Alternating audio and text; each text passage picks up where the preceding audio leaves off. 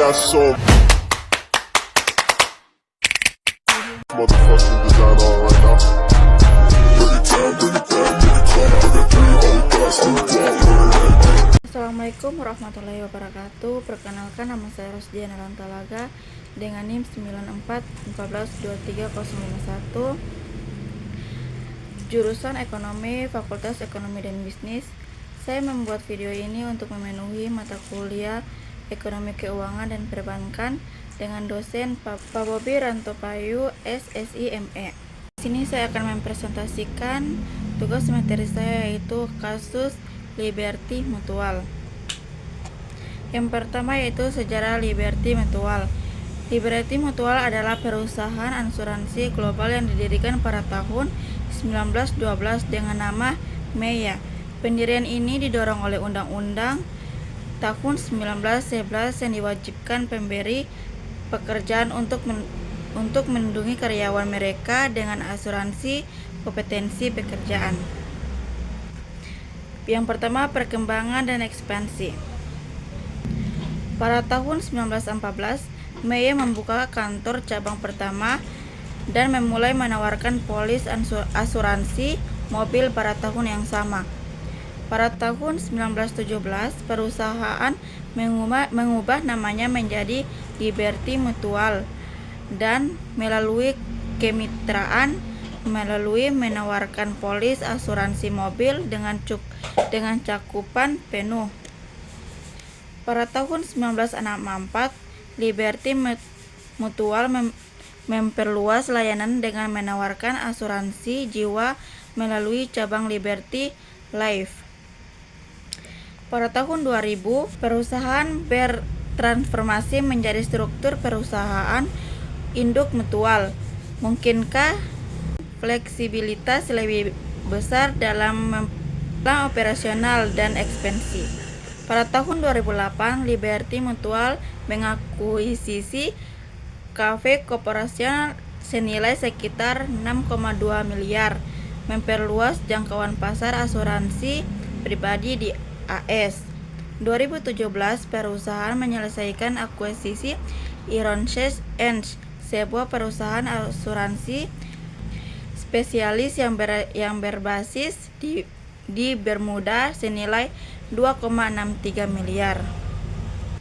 Pada tahun 2021, Liberty Mutual setuju untuk mengakuisisi State Out Group dengan nilai lebih dari 62 miliar, memperluas kehadiran di pasar asuransi Amerika Serikat.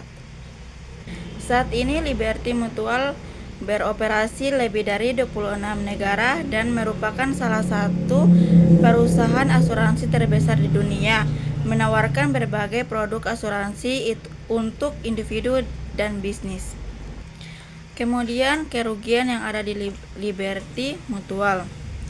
Liberty Mutual, salah satu perusahaan asuransi terbesar di Amerika Serikat, telah menghadapi beberapa tantangan dan kontroversi yang signifikan selama bertahun-tahun. Berikut adalah beberapa peristiwa penting terkait kerugian dan kontroversi yang dialami oleh perusahaan ini. Yang pertama, gugatan hukum dan praktik klaim. Liberty Mutual telah terlibat dalam berbagai gugatan hukum yang menyoroti praktik penanganan klaim mereka. Perusahaan ini dituduh melakukan praktik delay and defense, penolakan, menunda, dan membela dalam menangani klaim asuransi yang menyebabkan ketidakpuasan di kalangan pemegang polis. Yang kedua, penarikan diri dari pasar asuransi tertentu. Pada tahun 2024, Liberty Mutual mengumumkan rencana untuk menghentikan penawaran polis asuransi untuk memiliki kondominium dan menyewa di California mulai tahun 2025. Dengan penghentian penuh pada tahun 2026 dalam menavigasi pasar asuransi yang kompleks di wilayah tertentu tersebut. Yang ketiga, tentuan hukum terkait pembatalan polis. Pada awal 2025, seorang pemilik rumah di California menggugat Liberty Mutual karena tidak memperbarui polis asuransinya. Gugatan tersebut mudah bahwa perusahaan menggunakan alasan yang tidak berdasarkan untuk membatalkan polis, yang menimbulkan kekhawatiran tentang perkaitan pembatalan polis secara sepihak. Meskipun menghadapi tantangan ini, Liberty Mutual terus beroperasi sebagai salah satu pemain utama dalam industri asuransi global, dengan mendapatkan tahunan mencapai 40 miliar dan posisi sebagai asuransi properti dan kecelakaan tersebut di ke-6 dunia. Yang ketiga yaitu pihak yang dirugikan. Berdasarkan informasi yang tersedia, tidak ditemukan data spesifik mengenai perusahaan-perusahaan yang secara langsung dirugikan oleh Liberty Mutual. Sebaliknya, terdapat beberapa informasi terkait akuisisi dan kemitraan strategis yang melibatkan Liberty Mutual. Misalnya, HDI Internasional, anak perusahaan dari Talksys, mendatangani perjanjian untuk membeli bisnis Liberty Mutual di Amerika Serikat Selatin senilai sekitar 48 miliar guna memperkuat posisinya di wilayah tersebut. Kemudian, penyebab masalah asuransi yang gagal dibayar di industri. Berdasarkan data per 31 Desember 2021, Liberty Mutual memiliki total aset konsolidasi sebesar 156,43 miliar dan total liabilitas konsolidasi sebesar 128,195 miliar. Ini berarti total utang Liberty Mutual pada tanggal tersebut adalah 128,195 miliar. Dengan mendapatkan tahunan sebesar 40 miliar USD, Liberty Mutual merupakan perusahaan asuransi properti dengan kecelakaan terbesar ke-6 di dunia dan yang terdapat di industri dalam inovasi teknologi. Perusahaan ini mulai menjelajahi solusi untuk ke-6 dan data uji di AWS pada tahun 2013. Pada tahun 2015,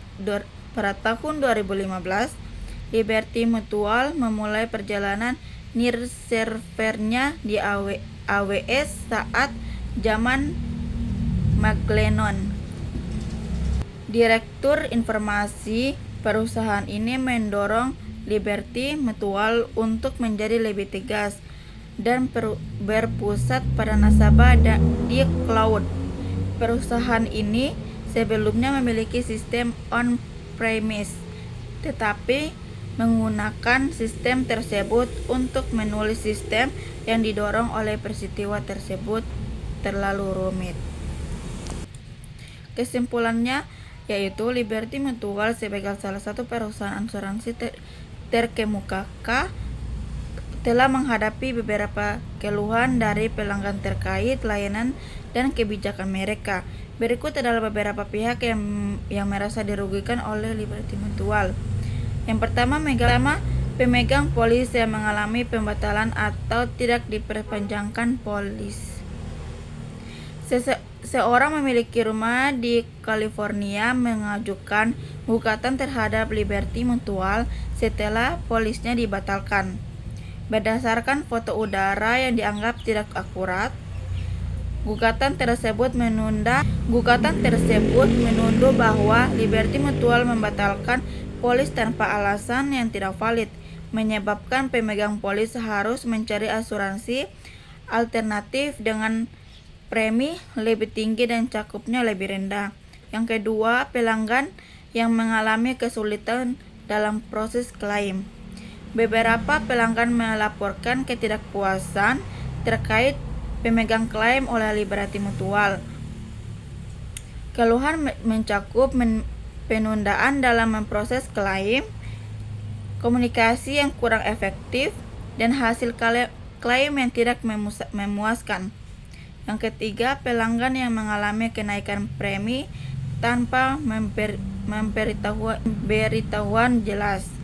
Beberapa pemegang polis mengeluhkan kenaikan premi yang signifikan tanpa penjelasan atau memberitahuan yang memadai, yang menyebabkan ketidakpuasan dan rasa rugi.